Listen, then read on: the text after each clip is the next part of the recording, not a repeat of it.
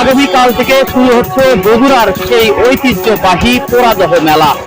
আমি ঠিক সেই মেলাটির সামনেই দাঁড়িয়ে রয়েছি। আমার ক্যামেরার পেছনে দেখছেন যে মেলার যে প্রস্তুতি সেটি কিন্তু একেবারেই শেষ। তবে মেলার যে প্রধান আকর্ষণ বড় বড় মাছ বা সকল ধরনের মাছ, সেই মাছগুলো কিন্তু বিক্রি হবে আজ মধ্যরাত থেকে, এবং সেই মাছগুলো এখনো কিন্তু তোলা হয়নি। তবে মাছ যেখানে বেচা বিক্রি করা হবে সেইগুলোর যে দোকানগুলো সেগুলো কিন্তু একেবারেই সম্পূর্ণভাবেই তারা প্রস্তুতি নিয়েছেন।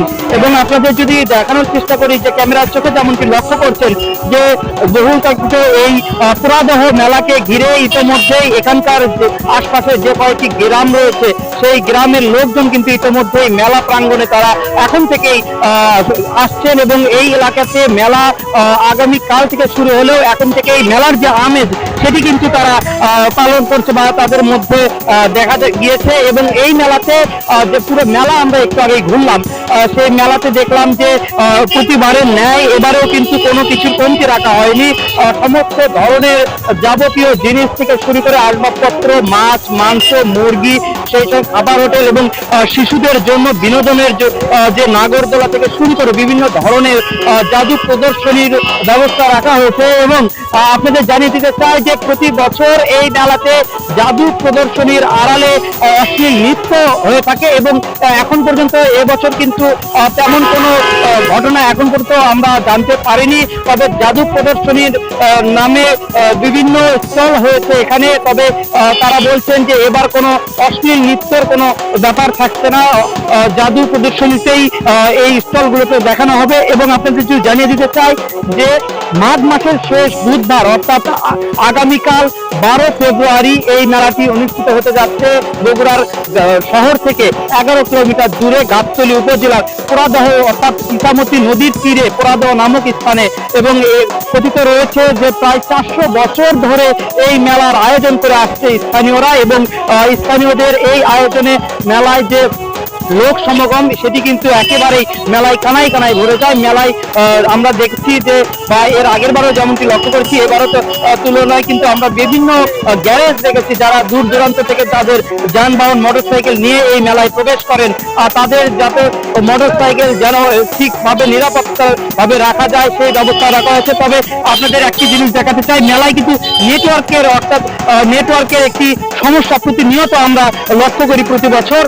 এবং এবার কিন্তু গ্রামীণ ফোন যারা গ্রাহক রয়েছেন তাদের কিন্তু এবার এই নেটওয়ার্কের কোনো ঝামেলা পোহাতে হবে না, বরং নিরবিচ্ছিন্ন ভাবে নেটওয়ার্কে বা মোবাইল ফোনে কথা বলতে পারবেন, ইন্টারনেট সংযোগ ব্যবহার করতে পারবেন।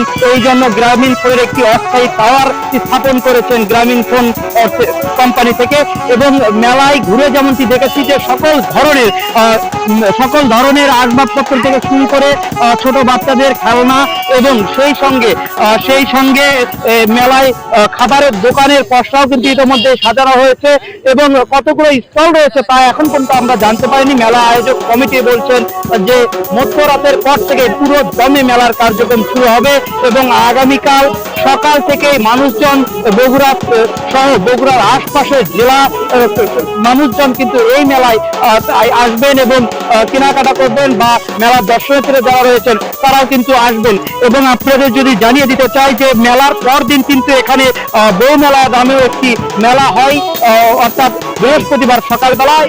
এই দিন কিন্তু এই অঞ্চলের যারা নতুন বউ বা বউ মানুষরা যারা রয়েছে তারা কিন্তু তাদের স্বামীর সঙ্গে এই মেলায় ঘুরতে আসবেন। এবং আপনাদের জানিয়ে দিতে চাই গতকালকে যে মেলাটি অনুষ্ঠিত হতে যাচ্ছে এই প্রধান আকর্ষণ হয় এই মেলার বড় বড় মাছ, এবং এই এলাকার জামাইরা এই মেলা থেকে কে কত বড় মাছ কিনলেন এমনটিরও কিন্তু একটি রেওয়াজ রয়েছে এই মেলায়। এবং পোড়াদহ গ্রামের বেশ কয়েকজন মানুষ তাদের সঙ্গে কথা বলে যেমনটি জেনেছি যে এই মেলাটিতে ইতোমধ্যেই মানুষজন কিন্তু আসতে শুরু করেছেন, স্থানীয় লোকজন আসতে শুরু করেছেন। এবং এই মেলাকে কেন্দ্র করে এই এলাকার যে সকল পরিবার রয়েছে সেই পরিবারের লোকজনরা কিন্তু আমরা দেখেছি যে প্রতিটা পরিবারেই কিন্তু একেবারে ঈদের আমেজের মতন উৎসব হয়, এবং উৎসব শুরু হয়েছে। প্রতিটা বাড়িতেই কিন্তু মেহমান এসেছেন, এবং মেহমানদের যে দাওয়াত সেটি কিন্তু তারা রীতিমতো পালন করছেন। এই ছিল বগুড়ার পোড়াদহ মেলা থেকে সর্বশেষ। এতক্ষণ আপনাদের সঙ্গে সরাসরি যুক্ত ছিলাম আমি রবিন রহমান।